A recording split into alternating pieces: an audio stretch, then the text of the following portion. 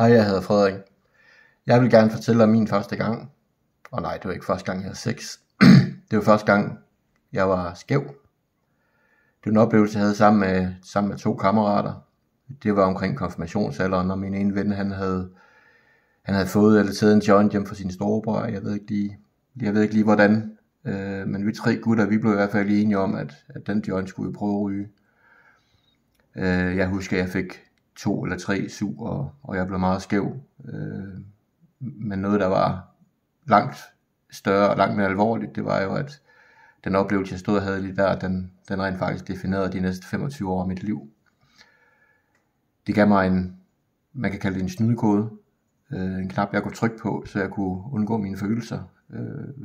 Hvis jeg mærkede noget, jeg ikke lige kunne finde ud af at håndtere på en konstruktiv måde, altså det kunne være min vrede, eller kederlighed, eller en følelse af utilstrækkelighed, så havde jeg nu et værktøj, eller en knap, jeg kunne trykke på, for så slap jeg for det, og det var jo, på det tidspunkt, i den alder, jeg havde dengang, var jeg jo ikke i stand til at kunne se det hele på den lange boldbane. Jeg kunne ikke se langtidskonsekvenserne af den handling, jeg stod og havde gang i det der.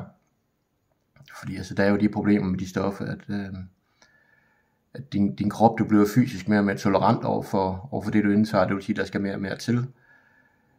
Samtidig så bliver ens liv jo mere og mere tomt. Altså hullet, der skal fyldes op.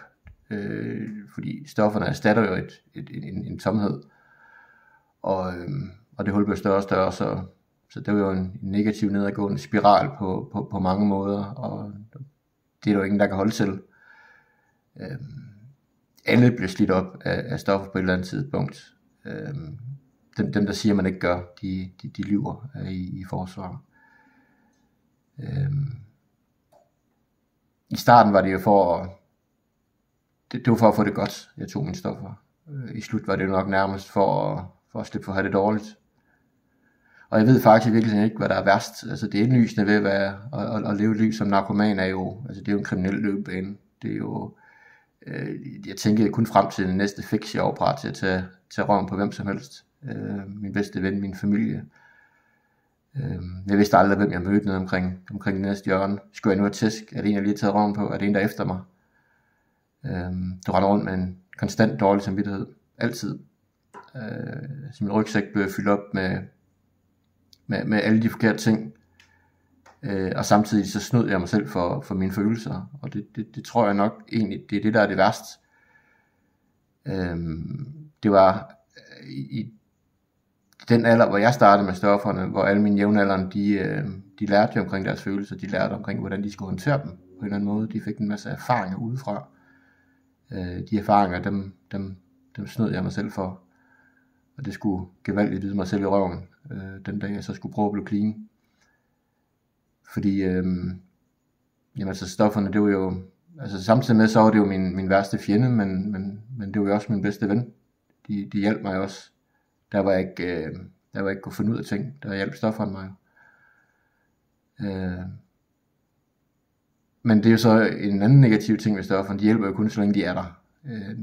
Når de så ikke er der mere, så står der jo som en blank tavle, nøgen for en verden.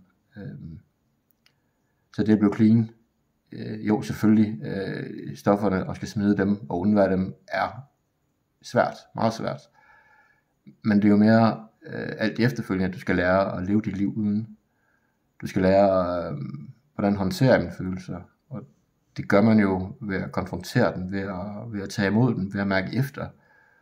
Ved at ligesom acceptere, at der er bare noget, der er større end en selv. Altså, jeg kan ikke styre mine følelser. Jeg bliver nødt til bare at være i dem, konfrontere dem. Derfor har jeg lavet min blog, der hedder Sommerfuglen Clean og Fri.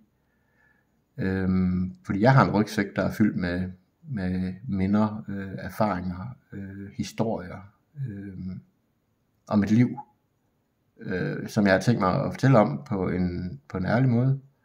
Både følelserne bag, men bestemt også kampene, og hvordan jeg gjorde for at have mig et liv. Jeg den dag i dag har været 8 år clean. Og hvis du har lyst til at følge mig, så skal du være meget velkommen.